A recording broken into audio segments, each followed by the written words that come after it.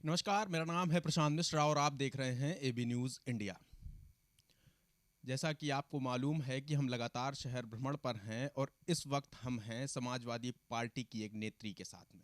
Samajwadi party की नेत्री उज़्मा सोलंकी। इस वक्त हम हैं कैंट विधानसभा क्षेत्र में और कैंट विधानसभा के बारे में विस्तार से चर्चा करेंगे और साथ में सपा नेत्री उज़्मा सोलंकी से बात भी करेंगे। उज़्मा जी, पहले तो आपका बहुत स्वागत है। बहुत बहुत धन्यवाद। उज़्मा जी, ये बताइए कि मौजूदा दौर में जब चुनाव सर पर है, ऐसे में समाजवादी पार्टी की तैयारी किस किस तरीके से चल रही है? देखिए, समाजवादी पार्टी की तैयारी नहीं कह सकते हैं, ये कहा जा सकता है कि समाजवादी पार्टी समाज के बीच में अपना काम कर रही है। आप लोगों ने देखा है कि मैं बहुत छोटे मुद्दे पे बात करूंगी कि महिलाओं को लेकर किस तरह रेप केस हुए हैं इन दिनों, जबकि बीजेपी सरकार में ये कहा गया था कि महिला सुरक्षित है। तो मुझे नहीं लगता महिला सुरक्षित है। अगर हमारे क्षेत्र का ही ले लें तो यहाँ का सबसे बड़ा थाना चकेरी है, जिसमें आए दिन रेप केसेस आते हैं। छोटी छोटी 2-2 साल की बच्चियों के साथ रेप हो रहा है। तो इस पे योगी सरकार का मैं कहना चाहूँगी कि क्या कर रही है।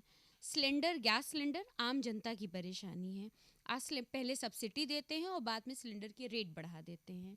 दाल, खनिज चीज़ें, जिनको तिल है, खनिज है, ये सब चीज़ें और तेल जो आम जनता की ज़रूरत है, आपने उसको ही महंगा कर दिया है। तो हमारा मुद्दा ये है कि कम से कम रोटी तो दो। ना रोटी है, ना मेडिकल है। मेडिकल इश्यूज़ में आप देखें, जैसे कोरोना काल में कि हाय हत्या मची थी, तो बीजेपी सरकार और उनके नुमाइंदे कहाँ थे? आम जनता की मदद कर रही थी। और उस जगह पर एक जो सबसे अच्छी बात हुई है कि हिंदू मुस्लिम, जो बीजेपी सरकार का एक एजेंडा होता है हिंदू मुस्लिम कराना, वहाँ जनता एक साथ थी, हिंदू मुस्लिम एक साथ थे और एक दूसरे की मदद कर रहे थे। तो ये बीजेपी सरकार सिर्फ मुंह बोली सरकार है, जो सिर्फ बोलती है, करनी और कटनी में इसके बहुत अंतर है। और ये सरकार और हमारा विरोध जो है, हमारा विरोध यही है कि जनता के लिए काम करो, जनता का साथ दो, जनता के लिए खड़े हो। और हम समाजवादी, हमारा काम ही समाजवादी यानी समाज का कल्याण। तो हम समाजवादी और हम समाज सेवक हैं। और समाजवादी आम जनता के लिए खड़ा है। समाजवादी आम जनता के लिए खड़ा है, लेकिन निश्चित तौर पर आपने महिलाओं का ज़िक्र कर दिया शुरुआत में, हम बाद में आना भी चाहते थे। लेकिन समाजवादी पार्टी की जब भी बात होती है, तो कहीं न कहीं महिलाओं के लिए तमाम नेता ऐसे बयान देते हैं, जो कि ना केवल आप जैसी महिला नेत्रियों को भी असहज करते होंगे। आपके एक विधायक हैं रहमान, शफ़ीकुर रहमान। अभी केंद्र सरकार ने एक फ़ैसला लिया कि 21 वर्ष से अब कम शादियां नहीं होंगी। इस पर उन्होंने कहा कि जो महिलाएं हैं, हर हर कोई चाहता है कि बेटी को जल्दी से निकाल दें। तो ऐसे बयानों को आप मानती हैं कि ये गलत है? समाजवादी पार्टी में ऐसे लगातार, चाहे आपके सपा मुखिया रहे हों मुलायम सिंह यादव, उन्होंने भी एक बयान दिया था जिस पर कोहराम मचा था। तो आप कह रही हैं कि समाजवादी योगी सरकार में महिलाओं का सम्मान नहीं होता। समाजवादी पार्टी क्या सोचती है महिलाओं के बारे में? देखिए, समाजवादी पार्टी जो है, उनके मेन लीडर, उनके बयान मायने रखते हैं। जैसे श्री अखिलेश यादव जी, हमारे राष्ट्रीय अध्यक्ष जी, और उनके इस तरह के कोई बयान नहीं है। और मुलायम सिंह यादव ने एक बार बयान दिया था। देखिए, उनके बयान को लेकर आप कहें तो आपको पता हो कि वो किस वक्त हुआ था और किस तरह का स्टेटमेंट था और उसको कैसे तोड़ मरोड़ के सामने लाया गया था। और मैं नहीं मानती, समाजवादी पार्टी ने 1090 शुरू करा, वुमेन पावर हेल्पलाइन जो है वो समाजवादी पार्टी ने शुरू करी। महिलाओं को संरक्षक समाजवादी पार्टी ने दिया। तो ये सब देन हमारी श्री डिम्पल यादव जी और राष्ट्रीय अध्यक्ष अखिलेश यादव जी की है।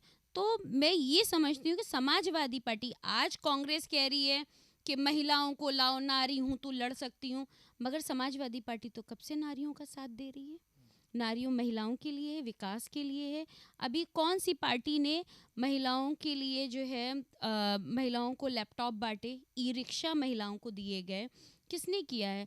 आप हेलेट या उर्सला में देख लीजिए, तो वहाँ पे फ्री डिलीवरी और डिलीवरी होने पर बेटी होने पे पैसा, कन्या विद्याधन जैसी चीज़ें हैं, बेवा पेंशन योजना है, जो कि आज समाज की सोच, मैं कहीं ना कहीं कहूँगी जो आज भारतीय सोच है कि बेवा औरत है तो उसके लिए कुछ नहीं है, या डिवोर्सी है, तो उनके लिए समाजवादी पार्टी ने किया है और करती आ रही है।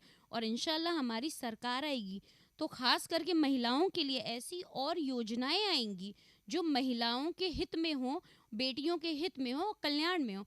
और ख़ास करके मैं कहूँगी रेप केसेस के लिए, कि ऐसी मानसिकता वाले जो छोटी छोटी बच्चियों का रेप कर देते हैं, देखिए वो कोई भी हो, वो चाहे हिंदू कौम से हो चाहे मुसलमान कौम से हो, वो एक वहशी है।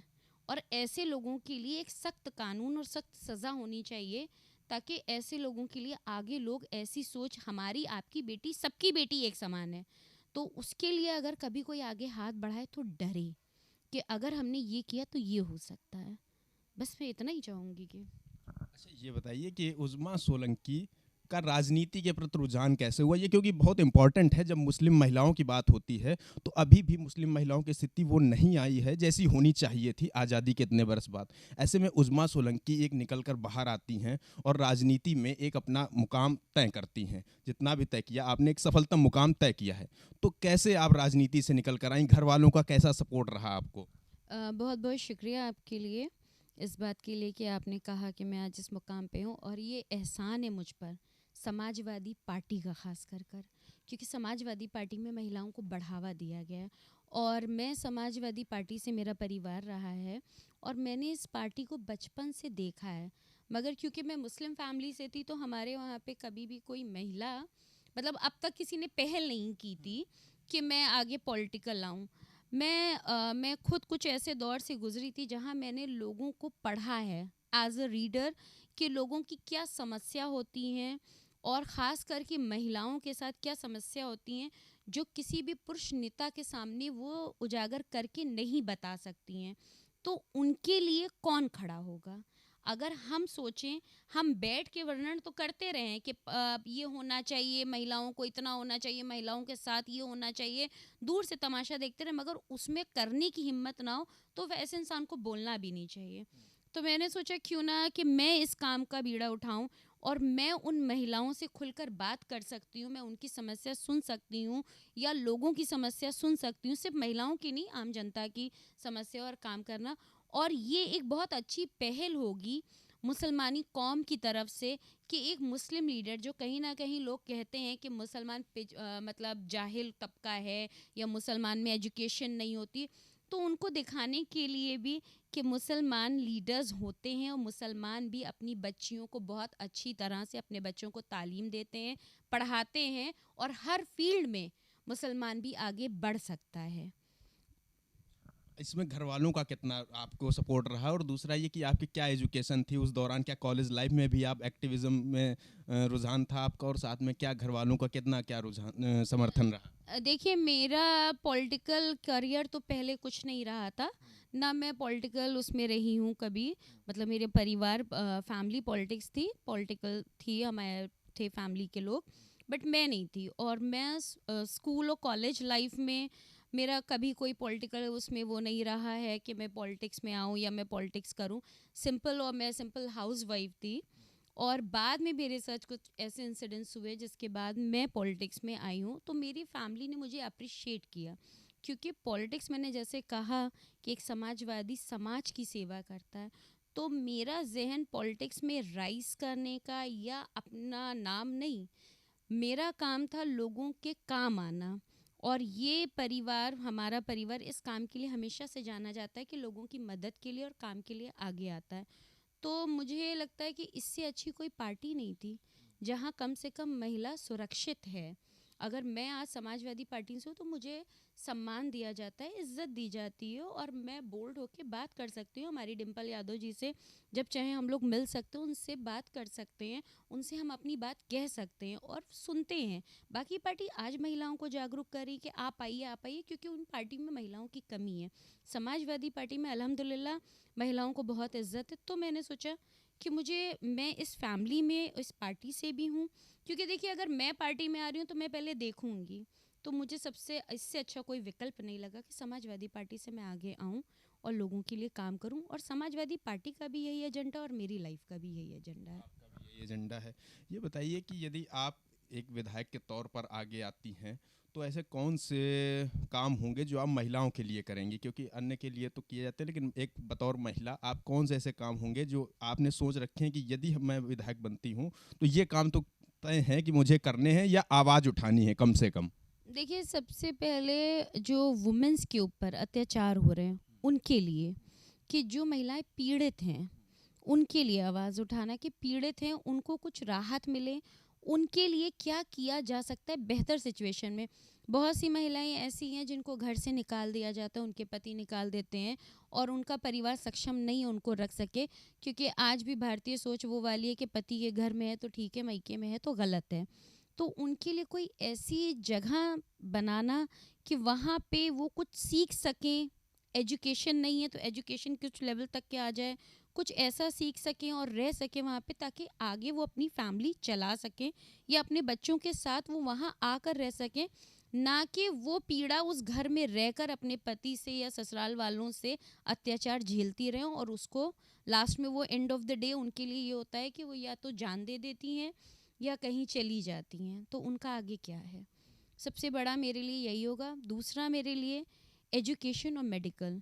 मैं हर किसी से ये कहूँगी कि आप चाहे थोड़ा कमाते हो मगर अपने बच्चे को पढ़ाएं ज़रूर, क्योंकि वही बच्चा कल हिंदुस्तान का भविष्य होगा और आपका भी भविष्य होगा। एजुकेशन और मोटिवेशन दोनों को आप लेके चलेंगे। अच्छा, ये बताइए कि नरेंद्र मोदी जो देश के प्रधानमंत्री हैं, कहा ऐसा जाता है कि मुस्लिम महिलाओं का अंदर खाने उनको समर्थन प्राप्त है। अभी उन्होंने 3 तलाक लाया, उसमें भी महिलाओं का समर्थन प्राप्त हुआ। आप किस नज़र से देखती हैं जो 3 तलाक कानून बना, इसको उजमा सोलंकी किस नज़र से देखती हैं? नहीं, मैं इसको बिल्कुल गलत मानती हूँ, क्योंकि आप जो है आप ये झूठा दिखावा कर रहे हैं। मोदी जी ने 3 तलाक कानून की बात की कि 3 तलाक, क्योंकि महिलाओं को 3 तलाक दे दिए जाते हैं, तो वहाँ पे इनके खिलाफ कितना मुस्लिम ही महिलाओं ने प्रोटेस्ट किया।